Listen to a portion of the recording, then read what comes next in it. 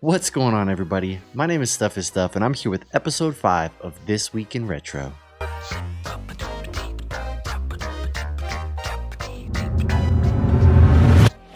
This week we have more upcoming Sega movies, new Zelda II world record, new NES game in development, a hot take, Arkista's Ring Bounty update, NES Prototype discovered, and Castlevania with instruments. Do you like video games? Do you like movies? The real question is, do you like video games based off of movies? We all know the track record isn't great, but I like to be hopefully optimistic. No matter how many times I get burnt, I always keep hope alive. With that being said, Sega is trying to ride the unexpected success of the Sonic the Hedgehog movies and release 2 new movies. And I would never have expected the games they chose. The first movie being Space Channel 5, which was released for the Dreamcast and the PS2. If you've never heard of this game, it's a sci-fi rhythm game about a reporter dealing with aliens by dancing. I have no idea where they plan on going with this, but I'm at least hoping for some dancing aliens. The second movie is an adaptation of a Sega game called Comix Zone. I've always loved this game. It has so many fun ideas, but my favorite one is the hand that comes in and will draw the enemies into the game. It's just fun and unique for the time, and the story could actually make for an interesting movie. It's about a comic book artist aptly named Sketch Turner who gets pulled into his own comic. You actually fight through comic book panels with the help of your pet rat.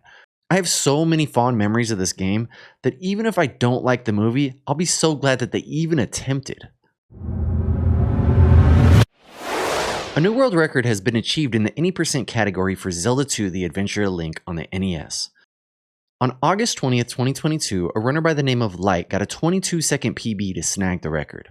Not only did they break the record, they beat it by 8 seconds, becoming the very first 16:1x time for Zelda II any%. According to their sum of best, it appears that sub 16 is possible, so there's still a ton of time to save. If you've never watched an any% speedrun of this game, you should check it out. There are some insane glitches that are used to be able to beat this game so quickly. I put a link in the description to the world record VOD, so you should go check that out. A new NES platformer is being developed by a team that goes by 4 MHz. It's currently in private pre-alpha, but it already looks incredible. The sprite work is some of the best I've seen in the console, and I can't wait to get my hands on the game so I can see how it actually feels. You'll play as a magician apprentice who is on a quest to rescue his partner Astrid, who also happens to be the princess of the kingdom. The game originally started development for the Amstrad CPC in 2018, but they found good results while testing on the NES and decided to make it an NES exclusive. They're also working on releasing physical copies of the game. I'm not sure how many will be made, but current plans are for the game to be completed by the second quarter of 2023. I'll be tracking this closely and will bring more information as it's released. If you'd like to follow as well, the link to 4 MHz website is in the description.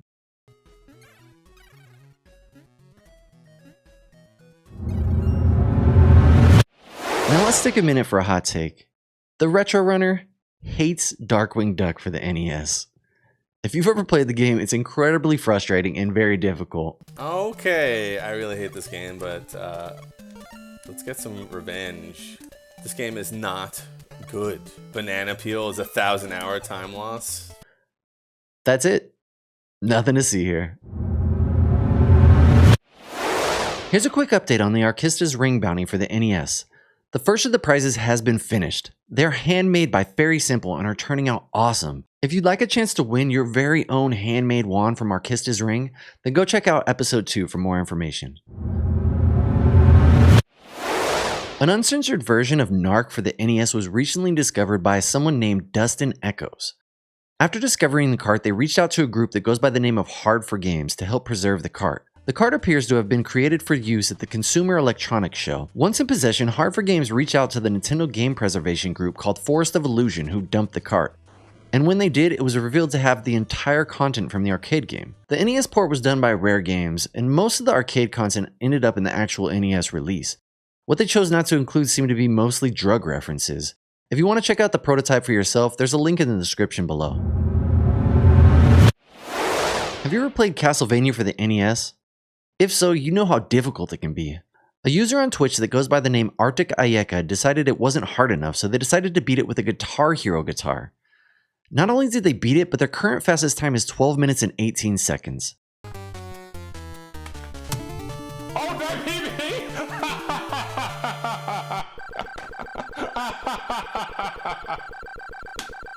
How did that PB? How did that PB? Arctic is known for beating NES games with different gaming music peripherals. They have speedrun times for games using the DDR pad, Rock Band drum kit, and Guitar Hero guitar. And they've even done damageless runs. Currently, they are grinding for a sub 12 in Castlevania while using the guitar. Their fastest Castlevania time with the DDR pad is 43 minutes and 51 seconds. And with the drums, it's 13 minutes and 28 seconds. Do yourself a favor and go check them out via the links below. This Week in Retro is completely driven by the amazing retro community. So if you have retro news or PBs you'd like featured, you can join my Discord linked below. Maybe you could be the next showcase. Thank you so much for hanging out with me.